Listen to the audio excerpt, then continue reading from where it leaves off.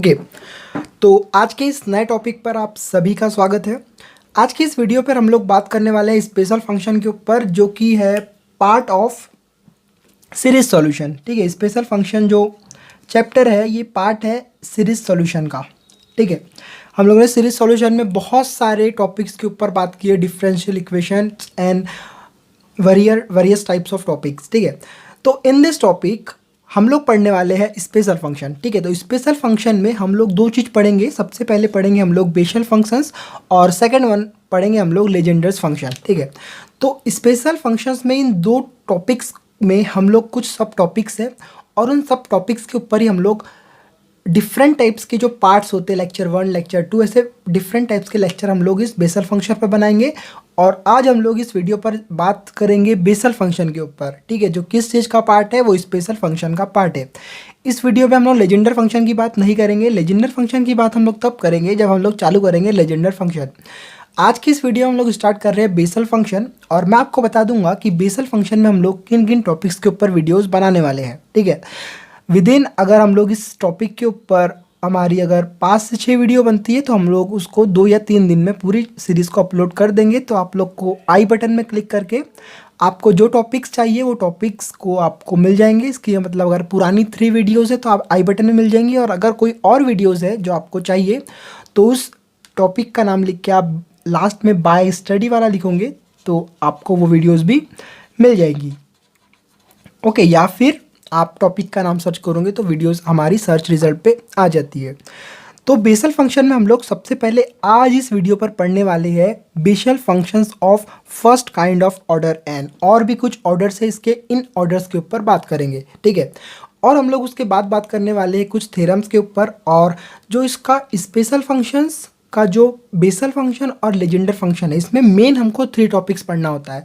और वो टॉपिक्स है हमारा first one is generating function for the basal function of jn of x, और हम लोग सेकंड जो हमारा टॉपिक है, जो इंपॉर्टेंट टॉपिक है दोनों इसमें, वो है रिकरेंस फार्मूला, या फिर हम लोग इसको किसी किसी कंडीशंस में रिकरेंस रिलेशंस भी बोलते हैं बेसल फंक्शन का। और last one is orthogonality of Bessel function, मतलब ऑर्थोगोनल का जो बेसल फंक्शन होता है उसके ऊपर। तो इन टॉपिक्स के ऊपर भी हम लोग पर्टिकुलर्स वीडियो बनाने वाले हैं, और पर्टिकुलर वीडियो बनाने का मोटो ये है कि आपको टॉपिक और जो कंसेप्ट है वो अच्छे से समझ में आए।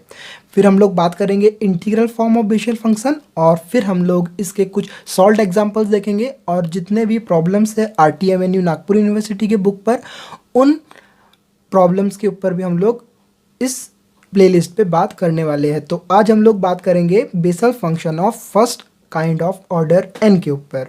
ठीक है, और नेक्स्ट वीडियो जो हमारी रहेंगी इन थ्योरम्स के ऊपर रहेंगी, और हम लोग जो जो बेसिक चीज़ें हैं इन थ्योरम्स के साथ या फिर इस basal function of first order kind के साथ आपको बताते चलेंगे, जो आपको इन मेनली 3 टॉपिक्स में काम आने वाले हैं। और आपको मैं एक स्पेशल की बता दूं, तो जैसे हम लोग बेसल फंक्शन में पढ़ेंगे एकदम सेम हम लोग पढ़ेंगे लेजेंडर फंक्शन। ठीक है, तो एक बेसल साइंटिस्ट था, एक लेजेंडर साइंटिस्ट था, समझ सकते हैं आपने, इन्हें बताया फिर इसने सेम एज अ ये बताया। तो अब हम लोग स्टार्ट करते हैं। हमारा जो आज का वीडियो का मोटो है बेसल फंक्शन क्या होता है, क्यों होता है, इसको कहाँ कहाँ पर यूज़ करते हैं, और इन मैथमेटिक्स किस टाइप के प्रॉब्लम्स को हम लोग बेसल फंक्शंस के हेल्प से सॉल्व कर सकते हैं। ओके, तो बेसल फंक्शन को समझने के लिए हम लोग क्या करेंगे, सबसे पहले एक एग्जाम्पल ले लेंगे, और एग्जाम्पल हम लोग लेंगे डिफरेंशियल इक्वेशन का। ठीक है ना, क्योंकि स्पेशल फंक्शन में हम लोग डिफरेंशियल इक्वेशन के ऊपर ही स्टडी करते हैं। तो अभी हम लोग बेसल फंक्शन के ऊपर आ गए। ठीक है, ओके, तो बेसल फंक्शन, ठीक है ना, vessels function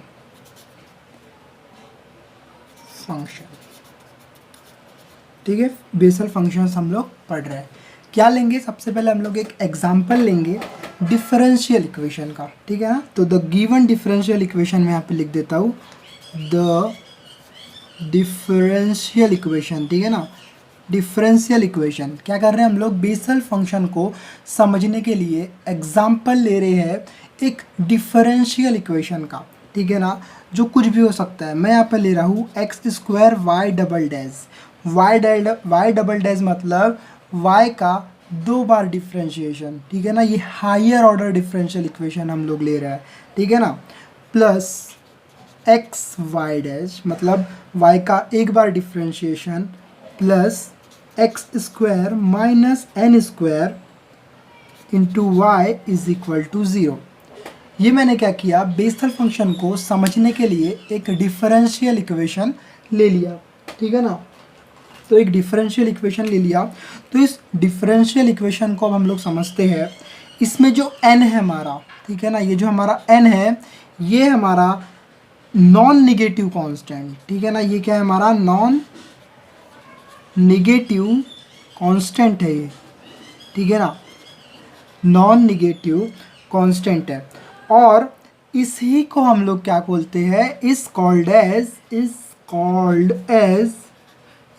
as Bessel's equation, ठीक है ना, is called as Bessel's equation of order n, ठीक है, ऑफ ऑर्डर n, ठीक है ना। क्या किए, बेसल फंक्शन को समझने के लिए एक डिफरेंशियल इक्वेशन लिए। उस डिफरेंशियल इक्वेशन को मैंने आपको बता दिया कि वो डिफरेंशियल इक्वेशन कैसा है। उस डिफरेंशियल इक्वेशन में जो n है वो हमारा है नॉन निगेटिव कांस्टेंट, और उसी को हम लोग बोलते हैं is called as Bessel's equation of order n, ठीक है।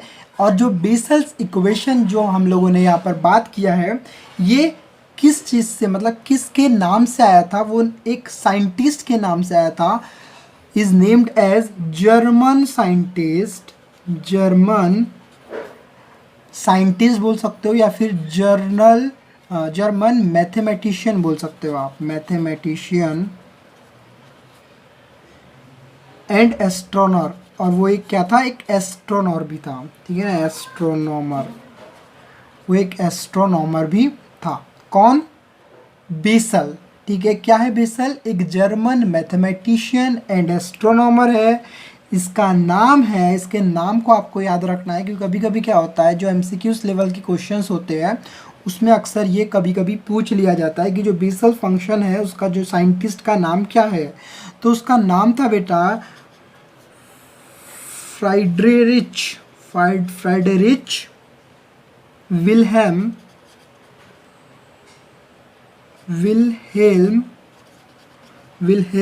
बेसल, ठीक है ना। और ये कब से कब तक रहा, इसका जन्म हुआ था बेटा 1784 में, और ये 1846 में इसकी डेथ हुई, ठीक है ना। द पर्टिकुलर सॉल्यूशंस और कॉल्ड, और इसके जो पर्टिकुलर सॉल्यूशंस होते हैं इस इक्वेशन के, किस इक्वेशन के पर्टिकुलर सॉल्यूशंस, ये जो हमारा डिफरेंशियल इक्वेशन है इसके जो पर्टिकुलर सॉल्यूशंस होते हैं उसी को हम लोग क्या बोलते हैं, vessels function of order n, okay. हाँ, तो यहाँ तक समझ में आ गए। तो अब हम लोग थोड़ा आगे चलते हैं। तो बेसल्स डिफरेंशियल इक्वेशन, ये जो हमको इक्वेशन मिला है वो कहाँ से मिला है, in a course in mathematical physics where n usually, जो ये n है इसको usually taken as a integer, इसको हम लोग एज अ टेक करते हैं, इंटीजर टेक करते हैं, ठीक है ना। और सॉल्विंग द अबव इक्वेशन, इस इक्वेशन को सॉल्व जब हम लोग करते हैं, solving the above equation by Frobenius method, इस इक्वेशन को हम लोग किस मेथड से सॉल्व करते हैं, फ्रोबेनियस मेथड। इसको आपको अच्छे से याद रखना है, बहुत ही इंपॉर्टेंट मेथड है फ्रोबेनियस मेथड। बाय अज्यूमिंग, हम लोग क्या करते हैं, अज्यूम करते हैं it's solution in the form of convergent power series in x, ठीक है ना। एक सीरीज हम लोग कंसीडर करते हैं और वो सीरीज है y is equal to summation of m is equal to 0 से इन्फिनिटी बेटा c to the power of cm into x to the power of k plus m, ठीक है ना। और ये हमको कहाँ से मिला है इसकी बात अभी हम लोग नहीं करेंगे, जब हम लोग आगे चलते जाएंगे तो हम लोग बात करेंगे कि ये ऑब्टेन कहाँ से हुआ है। तो ये समझ गया आपको कि बेसल फंक्शन क्या होता है। एक बार रिवीजन लेंगे। मैंने बेसल फंक्शन को समझाने के लिए एक डिफरेंशियल इक्वेशन लिया।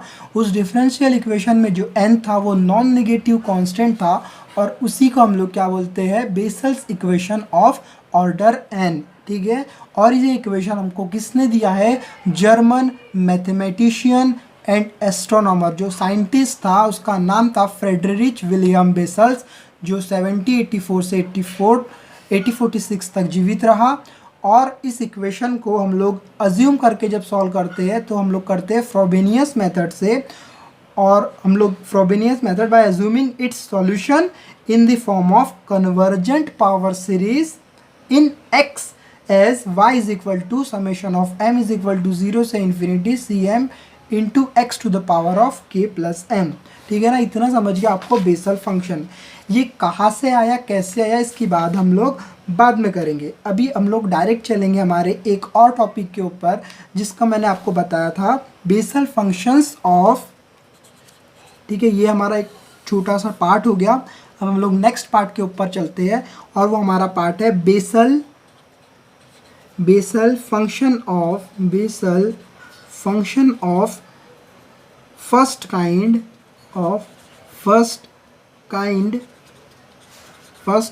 Of order n। ठीक है ना, इसके ऊपर हम लोग नहीं, मतलब इसके ऊपर हम लोग उतनी बातें करेंगे जितनी हम लोगों को आगे के टॉपिक्स में हेल्पफुल हो या फिर लग रही हो, उतनी बातें हम लोग इस टॉपिक के ऊपर भी करेंगे। ठीक है ना, तो क्या होता है बेसल फंक्शन। ठीक है ना, बेसल फंक्शन को डेनोट कैसे करते हैं, और एक्चुअली में basal function of first kind of order and होता क्या है, इतनी चीज़ों को समझेंगे, बेसल फंक्शन को समझेंगे, और हम लोग इस वीडियो को एंड करेंगे। क्योंकि अभी हम लोग बेसल फंक्शन के ऊपर बात कर रहे हैं और इसके जो मेन 3 इंपॉर्टेंट टॉपिक है, ठीक है ना, रिकरेंस रिलेशन, ऑर्थोगोनल, इन सब के ऊपर हम लोग नेक्स्ट वीडियोस में बात करने वाले हैं। ठीक है ना, तो अभी हम लोग क्या समझेंगे कि Bessel function of first kind of order and क्या होता है। ठीक है ना, इसको मैं सबसे पहले आपको बता दूं, इसको डिनोट कैसे करते हैं। इज डिनोटेड बाय बेटा j नीचे में n to the power x। ठीक है, ये क्या करते हैं हम लोग, Bessel function of first kind of order n को इससे डिनोट करते हैं। jn ऑफ x पढ़ सकते हो इसको आप। ठीक है ना, तो इज डिफाइंड एज, है ना, इसको डिफाइंड कैसे करते हैं, तो इज डिफाइंड एज, एक फॉर्मूला है बेटा, defined as jn of x is equal to summation of r is equal to 0 से इन्फिनिटी। ठीक है ना, इन्फिनिटी -1 के पावर में r 1 अपॉन r फैक्टोरियल। ठीक है ना, function gamma function of n plus r plus 1, और ये हो गया हमारा x/2 n प्लस 2/r। ठीक है ना, अब इतना आपको समझ गया। ठीक है, ये क्या है, which is the particular solution of vessels equation of order n। और इसमें जो n है, ये हमारा जो n है, ये क्या है, n इंटीजर है। वी हैव, ये है जो है हमारा, वी हैव हमारा जो ये है n। ठीक है ना, n plus r plus 1 is equal to, हम लोग इसको लिख सकते हैं n of r factorial, and hence jn of x can be written as, और हम लोग इसको क्या लिख सकते हैं, कैन बी रिटन एज। इस इक्वेशन को हम लोग अगर इसके जगह में इसको लिख दूँ तो ये इक्वेशन हमारा बन जाएगा बेटा jn ऑफ x। ठीक है ना, हाँ, jn of x is equal to summation of r is equal to 0 से इन्फिनिटी। ठीक है, क्या कर रहा हूँ मैं, इस पूरे के जगह में ये अलग फॉर्म में लिख रहा हूँ इसको, तो ये हो जाएगा -1 के पावर में n, -1 के पावर में r, 1 upon r factorial n plus r factorial. ठीक है ना, इसके जगह मैंने ये टर्म को लिखा हूँ n फैक्टोरियल, और x/2 n प्लस 2 यहाँ पर है, n यहाँ पर, ठीक है, ये n प्लस 2r। ठीक है ना, तो अब हम लोग इसको ज़ीरो ऑर्डर के लिए भी देख सकते हैं। क्या करेंगे, n के जगह हम लोग 0 पुट कर देंगे, तो जो हमको मिल जाएगा वो ज़ीरो ऑर्डर के लिए मिल जाएगा। ठीक है ना, ऐसे हम लोग इसको सॉल्व करते जा आगे आगे आगे आगे सॉल्व करते जाते हैं। अगर मैं क्या करूँगा, इस इक्वेशन में n की वैल्यू को 0 पुट करूँगा, ठीक है ना, मैं पुट कर देता हूँ, चलो हम लोग पुट कर देते हैं आपको अंडरस्टैंडिंग के लिए। क्या कर रहा हूँ मैं, इस इक्वेशन में n की वैल्यू को 0 पुट कर रहा हूँ। तो क्या हो जाएगा, जैसे ही मैं n की वैल्यू को 0 पुट करूँगा, ठीक है, मैं पुट करके दिखाता हूँ, when n is equal to 0, इसका मतलब ये है कि जो Bessel function of first kind of order n है, इसमें हम लोग डिफरेंट टाइप्स की वैल्यू को पुट करके डिफरेंट टाइप के बेसल फंक्शंस को डिफाइन कर सकते हैं या फिर हम लोग निकाल सकते हैं, ऐसा बोल सकते हैं। तो मैं यहाँ पर इस इक्वेशन में n is equal to 0 put कर रहा हूँ, तो वी हैव, ठीक है ना, क्या मिल जाएगा देखो, ठीक है, n के जगह मैं 0 पुट कर रहा हूँ, तो j n के जगह 0, jn ऑफ 0 हो जाएगा, इज इक्वल टू के पावर में r है, तो ये हो जाएगा हमारा 1 माइनस ये क्या हो जाएगा हमारा एक्स स्क्वायर, ठीक है, r factorial plus n of r, n की जगह 0 पुट करूँगा तो ये क्या हो जाएगा हमारा 2 स्क्वायर इंटू 4 स्क्वायर, ठीक है ना। मैं डायरेक्ट सॉल्व कर रहा हूँ, आप लोग एक एक वैल्यू को पुट करना, ठीक है ना। ये हो जाएगा x to the power of 6 2 square into 4 square into 6 square plus dash, ये अप टू चलते रहेगा। तो हम लोग इसको बोल सकते हैं this is called as basal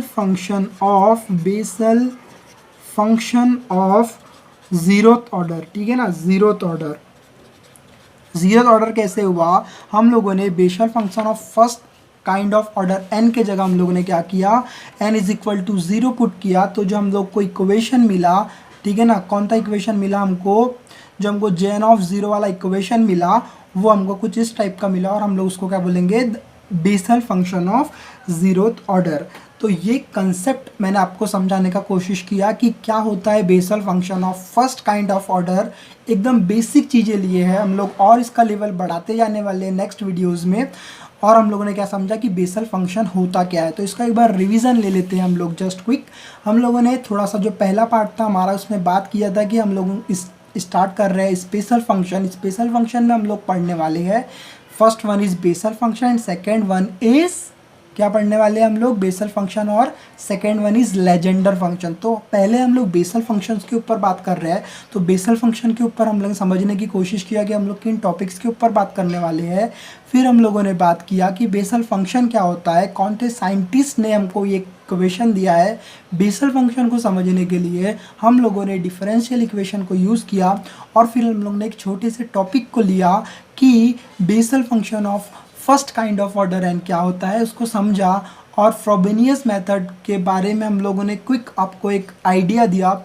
आगे हम लोग बात करेंगे कि फ्रोबेनियस मेथड भी क्या होता है एट ऑल। तो अगली वीडियो में हम लोग इसके नेक्स्ट टॉपिक के ऊपर जाएंगे। तो अगली वीडियो में हम लोग फिर मिलेंगे। अगर वीडियो अच्छा लगा तो वीडियो को लाइक करें, चैनल को सब्सक्राइब करें। अगली वीडियो में हम लोग फिर मिलेंगे, जब तक के लिए गुड बाय।